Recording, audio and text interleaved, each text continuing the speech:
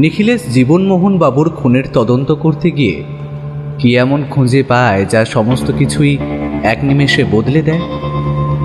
জীবনমোহন বাবুর ঘরে রাতের বেলা আদেও কেউ প্রবেশ করত, নাকি পুরোটাই ছিল তার মনের ভুল? শেষমেশ নিখিলেশ কি পারবে এই সকল রহস্যের মায়াজাল বিচ্ছিন্ন করতে? এই সকল প্রশ্নের উত্তর পাবেন আজকের এই গল্পে। জীবনমোহন বাবুর খুনের খবরটা পেয়ে আমরা সোনারপুরে এসে পৌঁছেছি। কাল সত্যি বলতে আমরা যখন এসে পৌঁছেছি তখন মৃতদেহ পুলিশ তুলে নিয়ে গিয়েছে। তাই গোটা ব্যাপারটা বুঝতে আমাদের অসুবিধে হয়েছিল বটে, তবে নিখিলেশ সময় নষ্ট না করে তখনই কাছের থানায় গিয়ে পৌঁছে যায়। সেখানে কথাবার্তা বলে মৃতদেহ দেখার একটা সুযোগ পাওয়া যায়।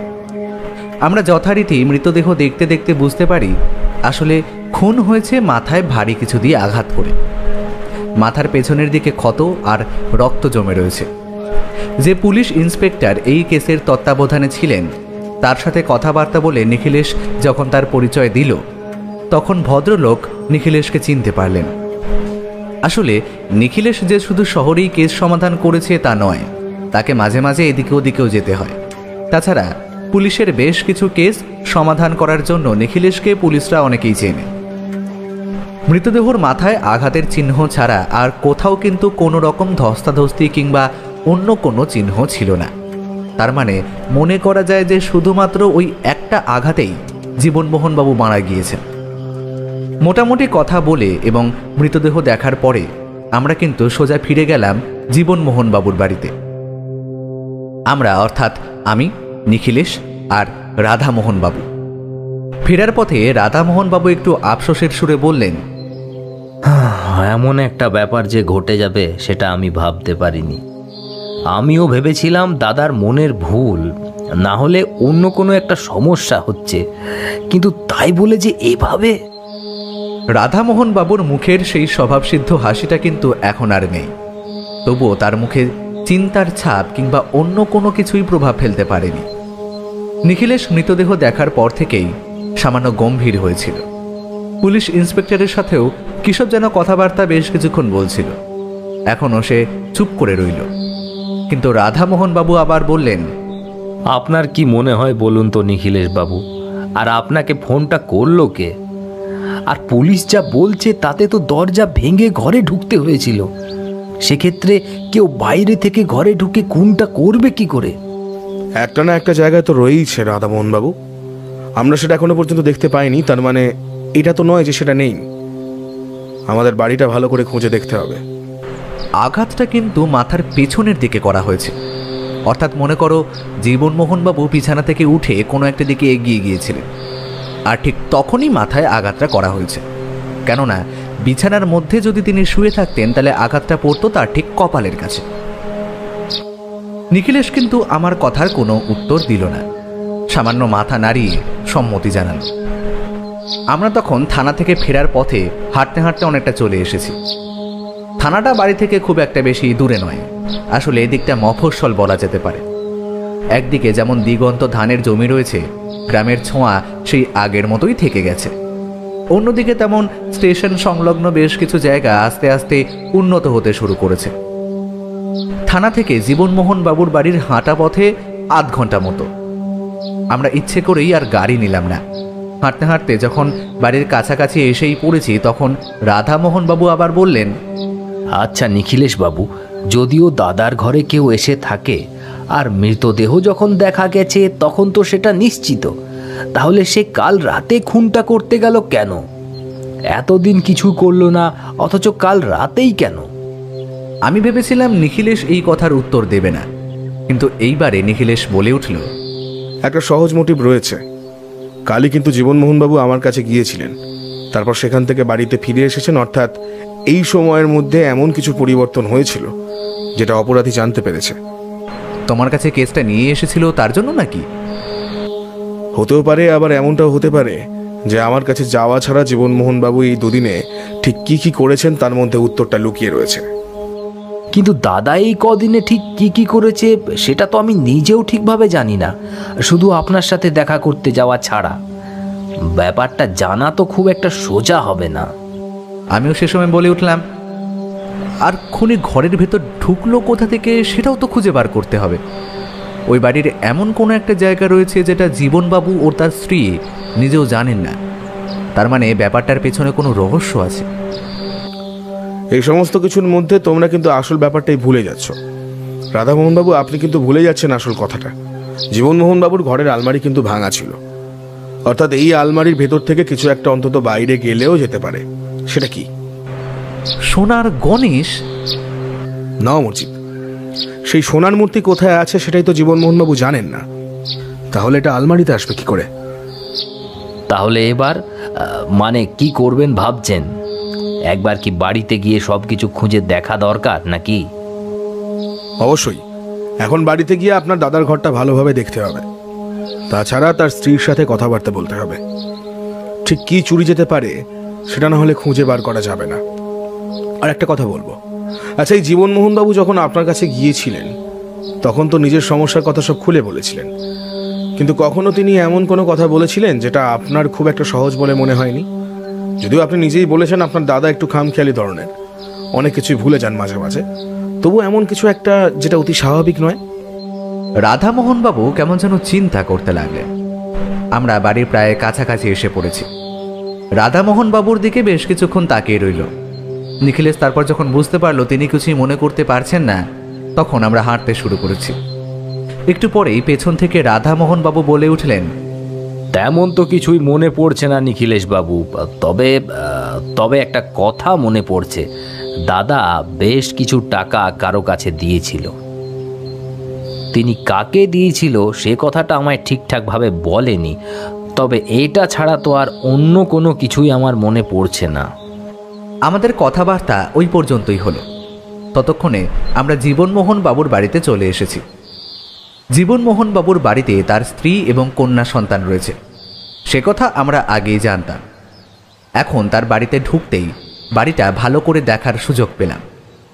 এর আগে এখানে এসেছি, তবে তখনই সাথে সাথে থানায় চলে যেতে হয়েছে, তাই আর দেখা করার সুযোগ হয়নি। বাড়িটা বেশ বড়, সামনের দিকে বেশ খানিকটা ফাঁকা জায়গা। বাড়িটা দোতলা। সেই পুরনো আমলের যেমন দোতলা বাড়ির ধরন দেখা যায়, ঠিক সেই ধরনের আমলেই এই বাড়িটা তৈরি করা হয়েছে। এর বয়স যে 100 বছরের কম হবে না তা বোঝা যায়, কিন্তু 100 বছর আগে এখানে এমন বাড়ি তৈরি করেছিল কারা, সেটাই মনের মধ্যে রয়ে গেল। এদিকে আমরা যখন বাড়ির মধ্যে ঢুকেছি তখন ঘরের ভেতর থেকে কয়েকজন মহিলার কথাবার্তা শোনা যেতে লাগলো। আসলে আশেপাশের যারা রয়েছেন প্রতিবেশী, তারা বোধহয় জীবনমোহন বাবুর স্ত্রীর সাথে কথাবার্তা বলছিলেন। আমাদের আসতে দেখেই জীবনমোহন বাবুর স্ত্রী কাবেরী তাদের বাড়ি চলে যেতে বললেন। আসলে আমরা এসেছি এখন, নিশ্চয়ই কিছু একটা কথাবার্তা হবে, সেটা জেনে বুঝতে পেরেছিলেন, তাই আশেপাশের প্রতিবেশীরা নিজেদের মতো চলে গেল এবং 2-1 জন যাওয়ার আগে রাধামোহন বাবুর কাছে তার দাদার জন্য দুঃখ করে গেল। ঘরে বসে কাবেরী দেবীর সাথে নিখিলেশের কথাবার্তা চলল। নিখিলেশ বলল, আচ্ছা কাবেরী দেবী, আমায় আপনি একটা কথা বলুন তো, আপনার স্বামীর কোনো শত্রু ছিল? আমারই ভুল। উনি আমায় আগেই বলেছিলেন ওনার ঘরে কেউ একটা রাতের বেলা ঢুকে পড়েছে, কিন্তু বন্ধ ঘরের মধ্যে কেউ ঢুকবে কি করে বলুন? তাই আর আমি ব্যাপারটায় তেমন গুরুত্ব দিইনি। আর এখন তো সেটাই হলো, তাই না? আপনার এমন ভাবার কোনো প্রয়োজন নেই। শুধু আপনি নয়, যে কেউ এ কথা শুনলে আপনার মতোই অবিশ্বাস করত। কিন্তু আমাদের তো খুঁজে বার করতে হবে যে আসলে এটা কি করে হলো। আর সকালে উঠে আপনি ঠিক কি দেখেছেন একবার বলুন তো। কাবেরী দেবী আমাদের সামনে বসে সমস্ত কিছু বলতে শুরু করলেন। আমি, রাধামোহন বাবু আর নিখিলেশ চুপ করে বসে আছি কাবেরী দেবীর সামনে চেয়ারে। কাবেরী দেবীর চোখে এখনো মাঝে মাঝেই জল চলে আসছে, আর গালের কাছে জলের শুকিয়ে যাওয়া দাগ। জীবনমোহন বাবুর মেয়েকে দেখা গেল না, তাকে বোধহয় পাশের কারোর বাড়িতে রেখে আসা হয়েছে। যাই হোক, নিখিলেশ বলল, সকাল থেকে যা যা হয়েছে সবকিছু আমায় বলবেন, কোনো কিছু লুকিয়ে রাখবেন না। না না নিখিলেশ বাবু, আপনার কথা আমি শুনেছি। এমনকি উনি বাড়িতে ফিরে এসেও আপনার কথা বলেছেন। বিপদে পড়ে উনি আপনার কাছে সাহায্যের জন্য গিয়েছিলেন। এখন আপনারা আসার আগেই এত বড় একটা বিপদ ঘটে গেল। এবার কি হবে বলুন তো? কিছুই হবে না, আমাদের জীবনমোহন বাবুর খুনিকে খুঁজে বের করতে হবে। আমি যদি তার কথা একটু গুরুত্ব বেশি দিয়ে আগেই এখানে চলে আসতাম, তাহলে হয়তো এমন একটা ব্যাপার ঘটতো না। সকালে আপনি কি দেখলেন সেটা আমায় বলুন। নিখিলেশ বাবু, উনি ওই উত্তর দিকের ঘরটায় ঘুমোতেন। তিনি রাতে কাজকর্ম করতেন বলে তার ঘুমাতে দেরি হতো, তাই আমি আর আমার মেয়ে এপাশের ঘরে ঘুমোতাম। দোতলার ঘরগুলো জিনিসপত্র রাখা রয়েছে, তাছাড়া ওই ঘরগুলো খুব একটা ব্যবহার করা হয় না। আমরা একতলাতেই থাকি, পুরনো দিনের বাড়িতে। বুঝতেই পারছেন, বাড়ির সিঁড়িগুলো বেশ পুরনো হয়ে এসেছে, তাই ওঠানামা করাটা আমাদের ঠিক ভালো লাগে না। এই কারণেই আমরা নিচেই থাকতাম। কখনো কখনো উনি কাজের প্রয়োজনে ওপরে যেতেন, আমিও যেতাম, কিন্তু সেটা খুবই কম। সত্যি বলতে আমার একটু শ্বাসকষ্টের সমস্যা রয়েছে, তাই বেশি ওঠানামা সিঁড়ি ভাঙা আমার বারণ। সে যাই হোক, সেদিন অর্থাৎ 2 দিন আগে রাতের বেলা খাওয়া দাওয়া সেরে উনি ঘুমোতে যান। সেদিন বিকেলেই উনি কলকাতা থেকে এখানে এসে পৌঁছেছিলেন। উনি খুব খুশি ছিলেন, কারণ উনি সমস্ত কিছুই আপনাকে বলে এসেছিলেন এবং এটাও ভেবেছিলেন আপনি তাকে সাহায্য করবেন, তার সমস্যার সমাধান করে দেবেন। পরদিন তার একটা কাজ ছিল। আসলে আপনি হয়তো জানেন নিখিলেশ বাবু, চাষের ফসল নিয়েই তার ব্যবসাপত্র।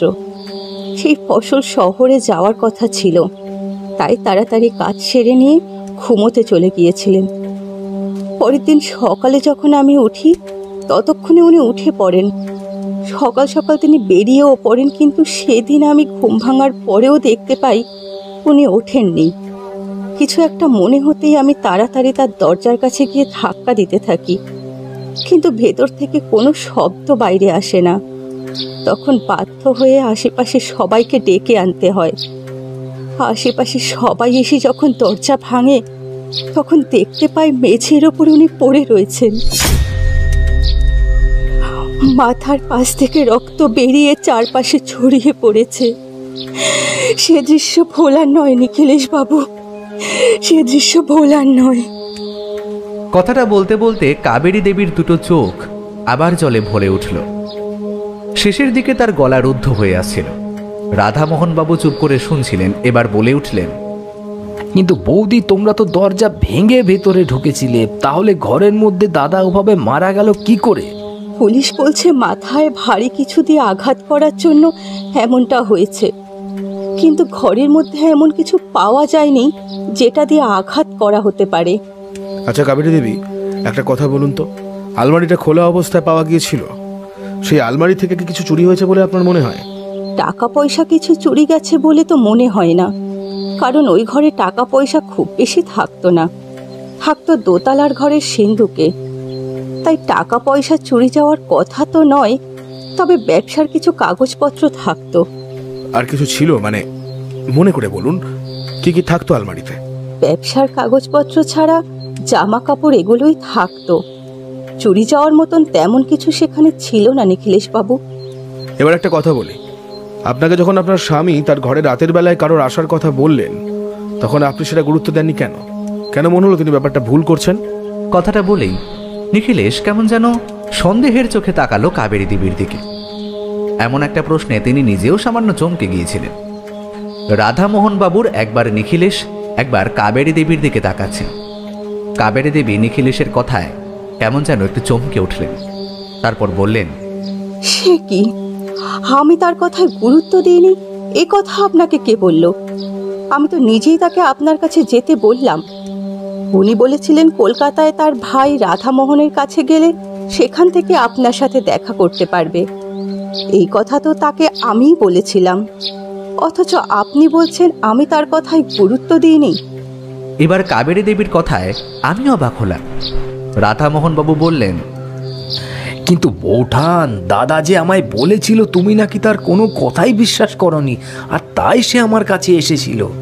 তুমি বিশ্বাস করো ভাই, আমি ওনার সমস্ত কথাই বিশ্বাস করেছিলাম। আমি সেই জন্যেই তো ওনাকে তোমার কাছে পাঠিয়েছিলাম। আমার মেয়ে তো রয়েছে, আমার মেয়েকে নিয়ে আসি, তাহলে তার মুখেই তো আপনি শুনতে পারবেন সব কিছু। রাতের বেলা উনি যখনই মনে করতেন ঘরে কেউ ঢুকেছে, তখনই চেঁচামেচি করতেন।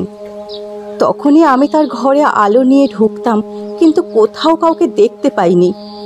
কাবেরী দেবীর কথাবার্তা শুনে কেসটা কেমন যেন জটিল হয়ে যাচ্ছিল।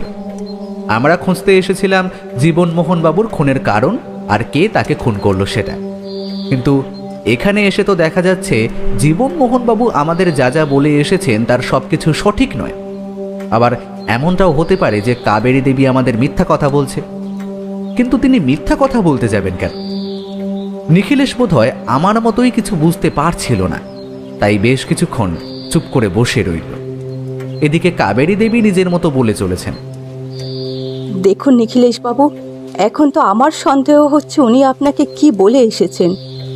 আপনাকে উনি ঠিক কি বলেছেন বলুন তো?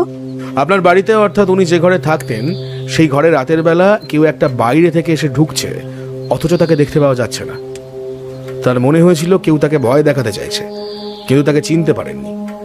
এমনকি তার কোনো শত্রুর কথা তিনি বলতে পারেননি। আর তার সাথে তিনি একটা সোনার গণেশ মূর্তির কথা বলেছেন। কাবেরী দেবী কিন্তু এই কথায় আবার একটু অবাক হলেন। বললেন, সোনার গণেশ মূর্তি? কোন গণেশ মূর্তি? যেটা ঘরে সিন্ধুকে রয়েছে সেই মূর্তিটা? নিখিলেশ এবার চমকে উঠে বলল, সেই মূর্তি আপনার বাড়িতেই আছে, কিন্তু জীবনমোহনবাবু যে বলেছিলেন সেই মূর্তিটা এখনো খুঁজে পাওয়া যায়নি। আর রাধামোহনবাবু, আপনিও তো সেই কথাই বলছিলেন। কিন্তু আমাকেও তো দাদা বলেছিল ওই সোনার গণেশ মূর্তিটা খুঁজে পাওয়া যায়নি। ব্যাপারটা নিয়ে আমিও তেমন একটা ভাবিনি, কিন্তু তুমি বলছো যে মূর্তিটা দোতলার ঘরেই রয়েছে। কাবেরী দেবীও কেমন যেন অবাক হয়ে গেলেন। আমাদের সবার অবাক হওয়ার পালা চলছিল। আমি প্রথম বলে উঠলাম, আচ্ছা নিখিলেশ, জীবনমোহন বাবু মিথ্যে কথা তো বলেননি, আর তুমি বলছো আর সবাই জানে তার একটা রোগ রয়েছে। তিনি অনেক কিছুই ভুলে যান, কিন্তু এই সোনার মূর্তির ব্যাপারটা তিনি ভুলে গেলেন কি করে? তাহলে কি এটা অন্য কোনো মূর্তি? আপনারা কোন মূর্তির কথা বলছেন আমি জানি না, আর এই বাড়ির সম্পত্তি ছিল একটা সোনার গণেশ। তবে সেটার কথা যদি বলেন, তাহলে সেই মূর্তি কিন্তু এ মূর্তি নয়। সেটা কোথায় আছে কেউ জানে না। এই মূর্তিটা মাত্র কয়েক মাস আগে উনি তৈরি করিয়েছেন। কাবেরী দেবীর এই কথায় আমাদের সবার চিন্তা যেন কমে গেল। তার মানে ওই মূর্তির কথা তিনি বলছেন না। আমরা ততক্ষণে উঠে পড়েছি। নিখিলেশ বলল, চলুন একবার আপনার স্বামীর ঘরটা দেখে আসি। সেই ঘরে কোথা থেকে কেউ ঢুকে তাকে খুন করে রেখে গেল, সেই জিনিসটা দেখা দরকার। আর ঘরের আলমারিটাও দেখতে হবে। আমরা উঠে পড়লাম। জীবনমোহন বাবু যেই ঘরে থাকতেন সেই ঘরের কাছে গিয়ে দেখলাম দরজা বন্ধ রয়েছে। যদিও আসলেই দরজাটাকে কোনো রকমে তুলে দাঁড় করিয়ে আলগা করে লাগানো হয়েছে, কারণ দরজার কলকবজা অবশ্যই ভাঙা, সেটা এখনো ঠিক করানো হয়নি। আমি ঘরের বাইরেই দাঁড়ালাম।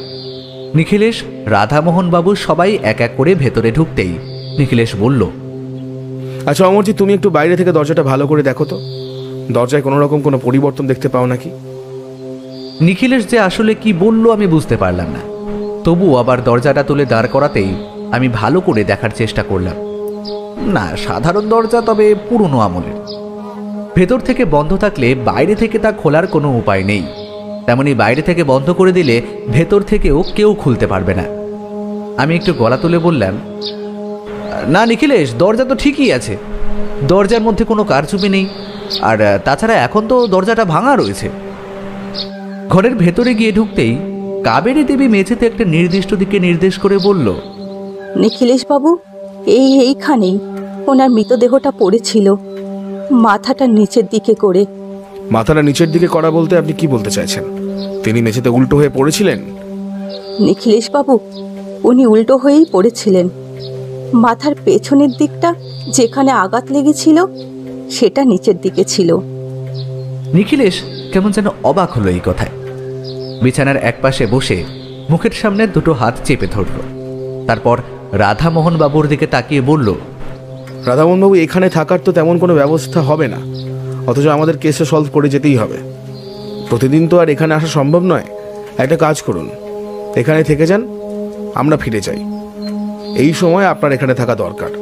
আপনি থাকলে বুঝতেই পারছেন, কাবেরী দেবীকে একা একা ছেড়ে যাওয়া যাবে না। এক কথায় কাবেরী দেবী কিছুই বললেন না। রাধামোহন বাবু আমাদের দুজনের দিকে একবার তাকিয়ে কাবেরী দেবীর দিকে তাকালেন।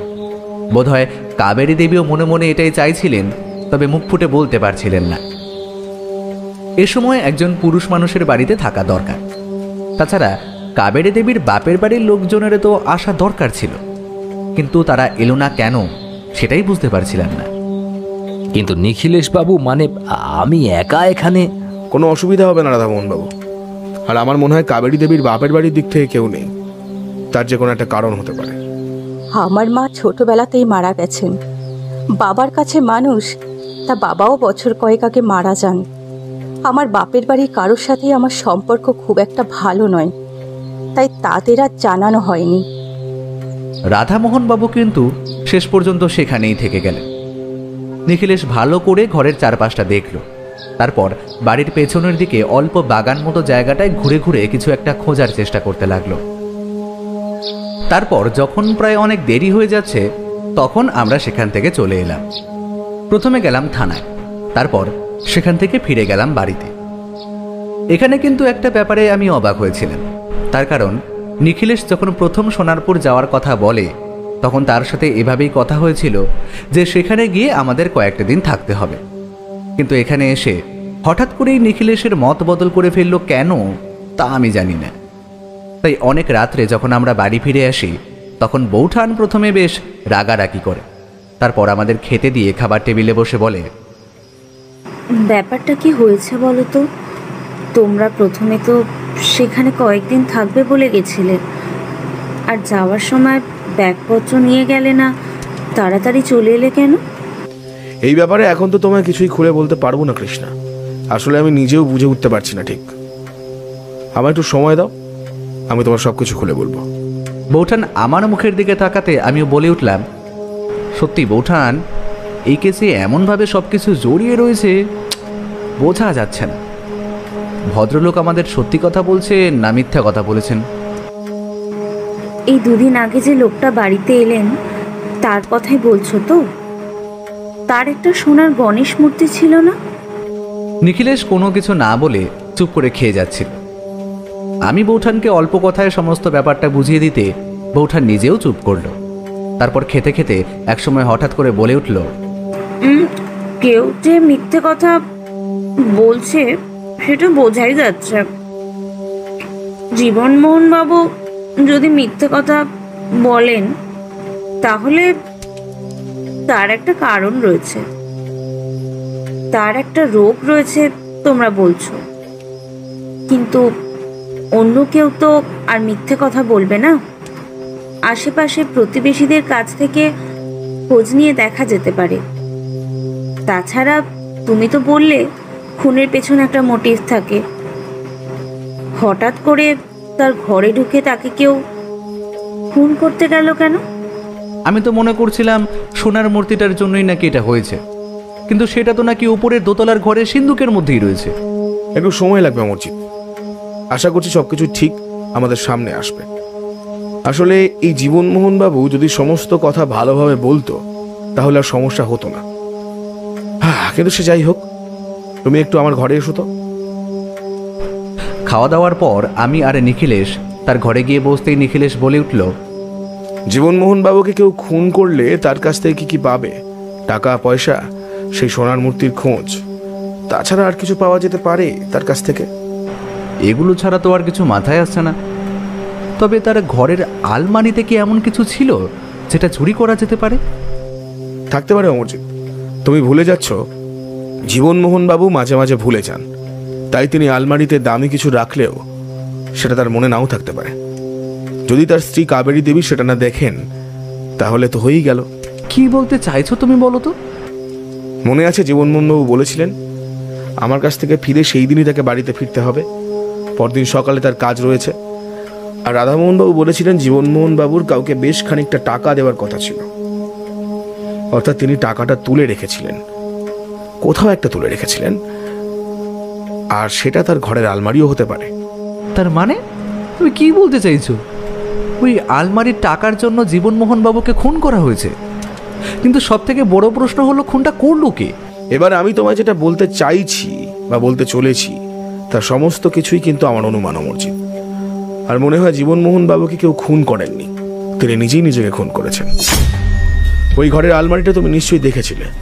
আলমারিটা কিন্তু ভাঙা ছিল না, শুধু তার ছিটকিনিটা কোনোভাবে ভাঙতে হয়েছিল। আলমারিটা তুমি একটু ভালো করে লক্ষ্য করলেই বুঝতে পারবে সেটা বেশ পুরনো হয়ে গেছে। এমন পুরনো আলমারির ছিটকিনি মাঝে মাঝে আটকে যায়, তখন সেই ছিটকিনি ভেঙে আলমারির খোলা ছাড়া আর কোনো উপায় থাকে না। আমি অবাক হয়ে নিচের দিকে তাকিয়ে নিয়েছি। কিছু একটা বলতে যাব, ঠিক সেই সময় ঘরের টেলিফোনটা আরও একবার বেজে উঠল। নিখিলেশ উঠে গিয়ে টেলিফোন তুলতেই অপর প্রান্ত থেকে বোধহয় কেউ কিছু বলতে লাগলেন। নিখিলেশ খুব মন দিয়ে শুনল, তারপরে বলল, আচ্ছা আচ্ছা, আমি ওটা আন্দাজ করছিলাম ইন্সপেক্টর বাবু। ঠিক আছে, তাহলে আপনি একটা কাজ করুন, দেখুন ওই বাড়িতে কেউ ঢোকার চেষ্টা করছে নাকি। বিশেষত বাড়ির পিছনের দিকে যে জায়গাটা রয়েছে সেদিকটা একটু বেশি করে নজর রাখার চেষ্টা করবেন। আমার মনে হচ্ছে সেখান থেকেই কেউ বাড়িতে ঢোকার চেষ্টা করবে, আজ না হলে কাল বা দুদিন পরে হলেও করবে। নিখিলেশ আরও কিছুক্ষণ কথা বলে যখন টেলিফোন রেখে আমার সামনে এসে বসলো, আমি তখন অবাক হয়ে বললাম, নিখিলেশ, তুমি কি করছো বলো তো?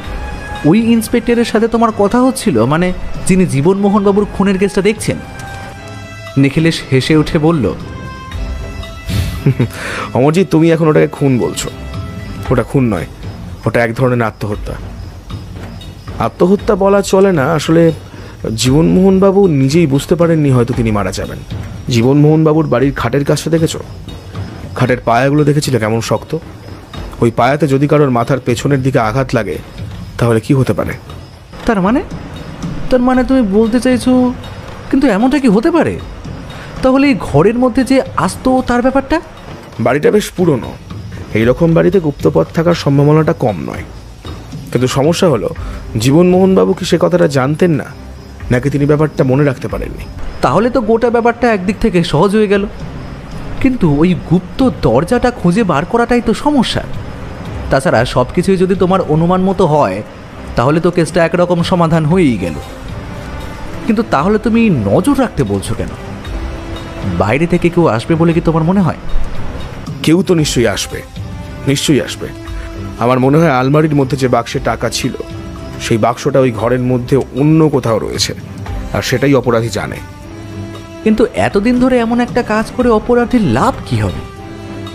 নিখিলেশ একটু উত্তেজিত হয়ে বলল, সেটাই তো বুঝতে পারছি না অমরজিৎ। এখন যাও, বিশ্রাম নাও, যদি সম্ভব হয় তাহলে কাল সকালে আমরা একবার সোনারপুর যাব, আর না হলে ইন্সপেক্টর বাবুর সাথে একবার কথা বলতে যাব, বুঝলে?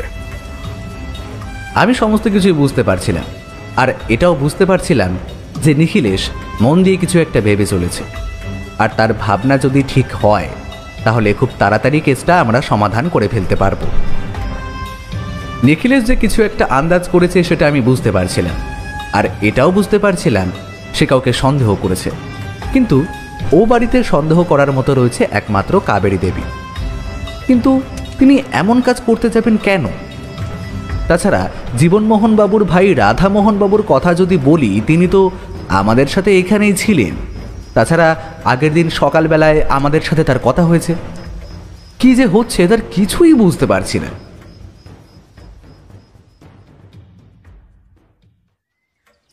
পরদিন সকালে ঘুম থেকে উঠতেই দেখি নিখিলেশ তৈরি হয়ে গিয়েছে।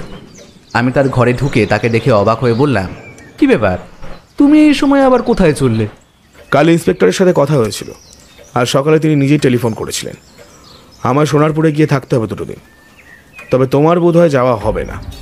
তোমার নতুন বইয়ের ব্যাপারে কি একটা কাজ আছে বলছিলে না? আমি ভুলে গিয়েছিলাম নিখিলেশের কথায় আমার আবার নতুন করে মনে পড়ল। সত্যিই তো, আজ সকালে আমার একবার বই পাবলিশারের অফিসে যেতে হবে, তাই বলে উঠলাম, কিন্তু তোমাকে কি কারণে যেতে হবে সেটা তো বলো। তুমি তো বললে সমস্ত কিছুই তুমি বুঝতে পেরেছো, তাহলে আবার? নিখিলেশ আমার কথায় হেসে উঠল, তারপর বলল, শুধু বুঝতে পারলেই তো হবে না অমরজিৎ, আমার যে আসল অপরাধীকে খুঁজে বের করতেও হবে, আর সেই সোনার মূর্তির ব্যাপারটাও তো রয়েছে। আমার সত্যি নিখিলেশের সাথে যাওয়া হলো না, কারণ আমার অফিসে একবার যেতে হবে। নতুন বই আসতে চলেছে, তাই নিয়ে বেশ কিছু কাজকর্ম রয়েছে। নিখিলেশ একাই গেল, আর যেতে যেতেই আমায় বলে গেল, বাড়িতে যতক্ষণ থাকবো ততক্ষণ যেন টেলিফোনের সামনেই থাকি, কারণ দরকারি টেলিফোন আসতে পারে। ভাড়ার গাড়িতে উঠতে উঠতে বলল, কেমন যেন মনে হচ্ছে অমরজিৎ, কেসটা এমনভাবে শেষ হবে যেটা আমরা ধারণাই করতে পারিনি কখনো। আমার মন বলছে অমরজিৎ, এই কেসটা তো সহজে আমাদের নিস্তার দেবে না। শুধু জীবনমোহনবাবুই নয়, তার স্ত্রীর বোধহয় বিপদ রয়েছে। তাই আমি তাড়াতাড়ি সেখানে যেতে চাই। নিখিলেশের সাথে আর কোনো কথা হলো না। সে তাড়াতাড়ি বেরিয়ে গেল। আমি অপেক্ষা করতে লাগলাম তার টেলিফোন আসার কিংবা ফিরে আসার জন্য। মাঝখানে 2 দিন কেটে গেল। নিখিলেশ এর মধ্যে 2বার টেলিফোন করলেও কাজের কথা কিন্তু তেমন কিছু হয়নি। একবার সে বৌঠানের সাথে কথা বলেছে, একবার আমার সাথে কথাবার্তা বলেছে। তবে আসল ব্যাপার কিছুই এখনও কিন্তু জানা যায়নি। এদিকে আমায় যা কাজকর্ম বাকি ছিল সেগুলো একরকম শেষ হয়ে গিয়েছে। 2 দিন কেটে যাওয়ার পরদিন সকালে মনে মনে ভাবছি এখন কি করা যায়। জীবনমোহন বাবুর বাড়িতে টেলিফোন রয়েছে বটেই, কিন্তু তার টেলিফোন নাম্বার তো আমার কাছে নেই। একটা কাজ করা যেতে পারে, দাসবাবুকে টেলিফোন করে তারপর তার কাছ থেকে সোনারপুর থানার টেলিফোন নাম্বার জোগাড় করা যেতে পারে। কিন্তু শুধু শুধু এটা করলে নিখিলেশ যদি আবার আমার ওপর রাগ করে। মনে মনে এমনটাই ভেবে নিয়ে আমি সেদিনটা অপেক্ষা করে গেলাম। আর সেদিন সন্ধ্যাবেলাতেই নিখিলেশ ফিরে এলো। তার মুখ দেখেই আমি বুঝতে পারছিলাম যে কেসের সমাধান বোধহয় হয়ে গিয়েছে। নিখিলেশ যখন কোনো কেস সমাধান করে ফেলে তখন তার মুখে এমন একটা হাসি দেখতে পাওয়া যায়। আমি কিন্তু তাকে সময় দিলাম। সে বাথরুমে গিয়ে হাত মুখ ধুয়ে এসে বৌঠানকে ডেকে বলল, হে কৃষ্ণা, 1 কাপ চা দিয়ে যাও তো, বেশ কড়া করে দিও। মাথাটা বড্ড ধরে আছে, 2 দিন রাতে ভালোভাবে ঘুমোতে পারিনি। আজ একটু শান্তিতে ঘুমোবো। আমি চা করে দিচ্ছি, কিন্তু কেসটার কি হলো সেটা তো বলবে। কেসের সমাধান কি হয়েছে, আর আসলে ঘটেছিল কি? যা ঘটেছিল তা একটা খুব শ্রুতিমধুর নয় কৃষ্ণা। আসলে বুঝতে পারিনি যে কেসটা এমন দিকে গড়াবে। একটা কথা শুনলে তোমরা অবাক হয়ে যাবে। সেটা হলো, জীবনমোহন বাবুকে যেমন কেউ খুন করেননি, তেমন জীবনমোহন বাবুর ঘরেও কেউ আসতো না। এমনকি তার ঘরের আলমারি থেকে কিছু চুরি যায়নি। সব থেকে বড় কথা হলো, জীবনমোহন বাবুর বাড়িতে সেই সোনার গণেশ মূর্তি কেউ কোনোদিন দেখেনি। তাই সেই মূর্তি খুঁজে পাওয়ার কোনো সম্ভাবনাও নেই। আর সেই মূর্তিটার পরিবর্তে জীবনমোহন বাবু নিজে একটা সোনার গণেশ মূর্তি তৈরি করেছিলেন। সেই মূর্তি তার দোতলার ঘরের সিন্দুকে পাওয়া যায়। আর সেই সিন্দুক থেকেই পাওয়া যায় বেশ কিছু টাকা পয়সা। সমস্ত কিছুই ওই সিন্দুকের আলমারিতে রয়েছে, তেমন কিছুই নেই। এইভাবে বললে কিছুই বুঝতে পারবো না নিখিলেশ। তুমি গোটা ব্যাপারটা খুলে বলো তো, আর প্রথম থেকে বলো। তুমি ওখানে যাওয়ার পর আর কি কি হলো? দেখো, এই কেসে প্রথম থেকেই ভেবে বসেছিলাম আমরা যে জীবনমোহন বাবুর কোনো একটা বিপদ হয়েছে, তাকে কেউ ভয় দেখাচ্ছে কোনো একটা নির্দিষ্ট কারণে। তারপরই যখন তার মৃত্যু হয় তখন আমরা ভেবেছিলাম নিশ্চয়ই এসবের পেছনে কেউ রয়েছে। কিন্তু গোটা ব্যাপারটাই আসলে একটু অন্যরকম। আমরা বারবার ভুলে যাচ্ছিলাম জীবনমোহন বাবুর একটা রোগ রয়েছে, আর তাই তিনি মাঝে মাঝে অনেক কিছু ভুলে যান, অথবা মাঝে মাঝে এমন অনেক কিছু বলে বসেন যেগুলো আসলেই হয়নি। তিনি আমাদের এখানে এসে বলেছিলেন তার কথা তার স্ত্রী বিশ্বাস করছে না, অথচ সে কথা কিন্তু রাধামোহনবাবু বিশ্বাস করেছিলেন। সে কথা আমাদের জীবনমোহনবাবু বলেছেন।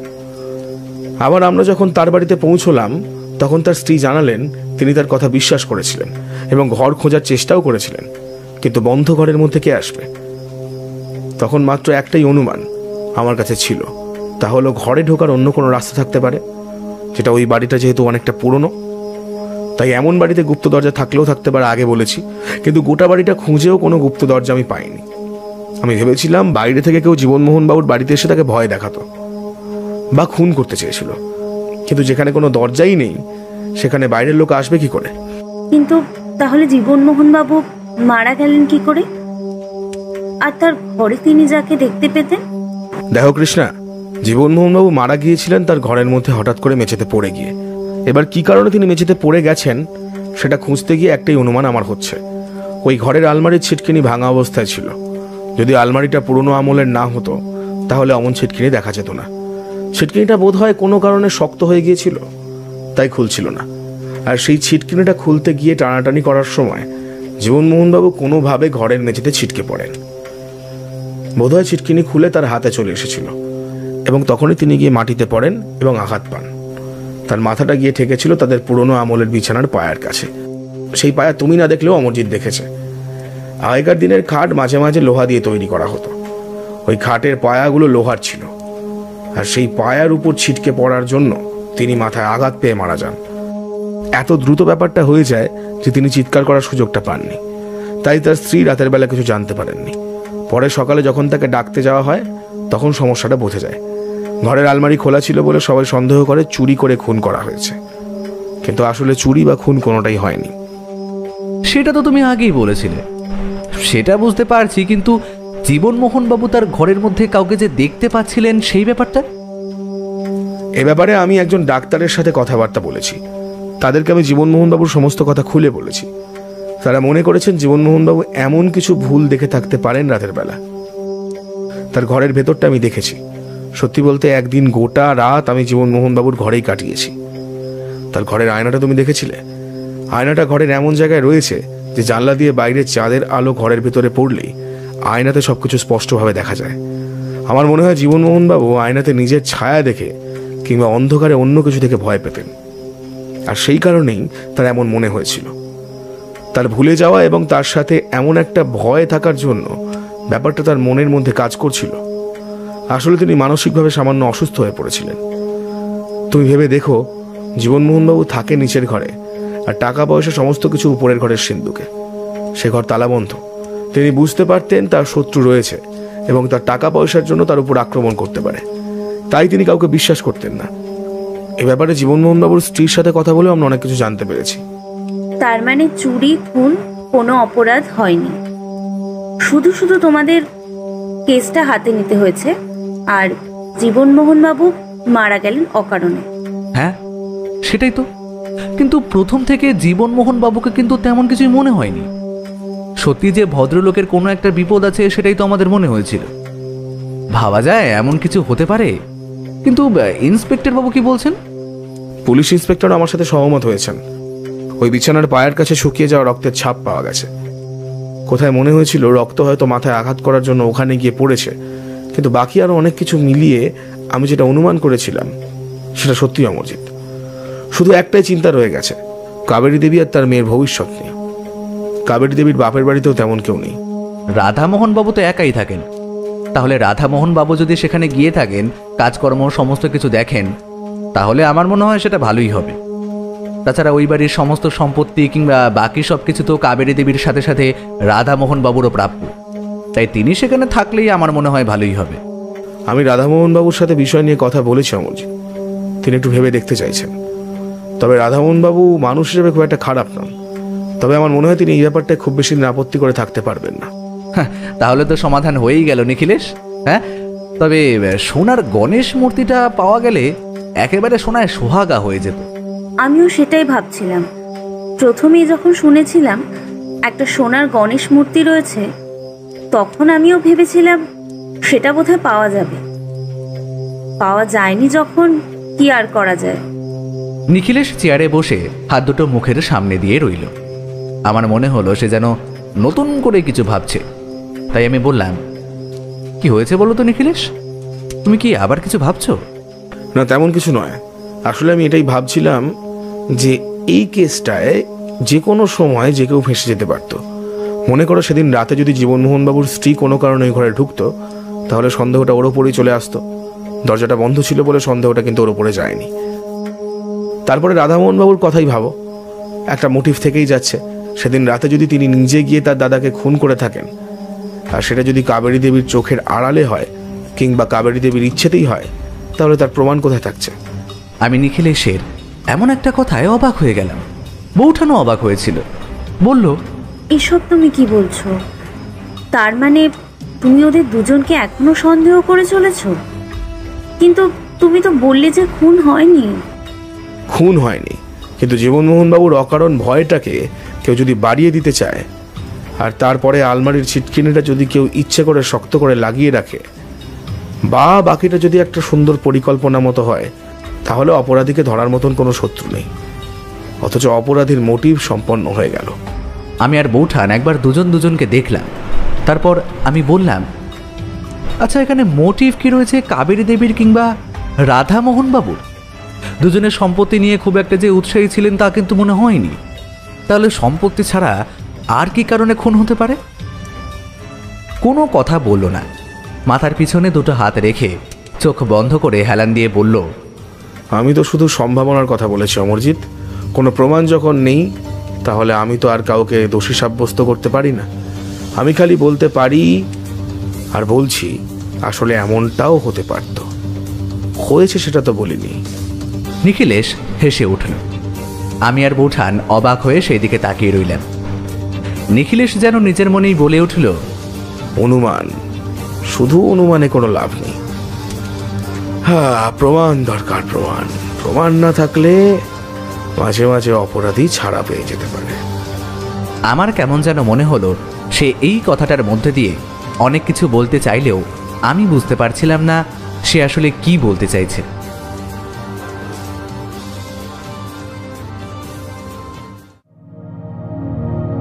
শুনছিলেন লেখক সুকান্ত দাসের কলমে নিখিলেশ ও অদ্ভুত লোক গল্পের দ্বিতীয় পর্ব।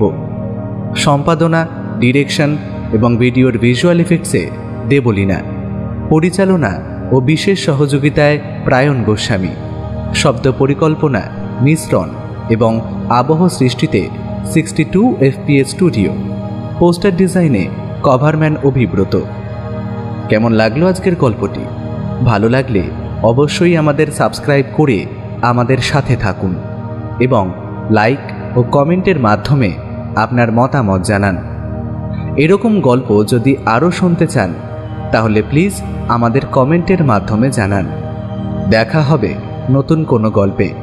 ততক্ষণের জন্য শুভরাত্রি। ভালো থাকবেন এবং সকলকে ভালো রাখবেন।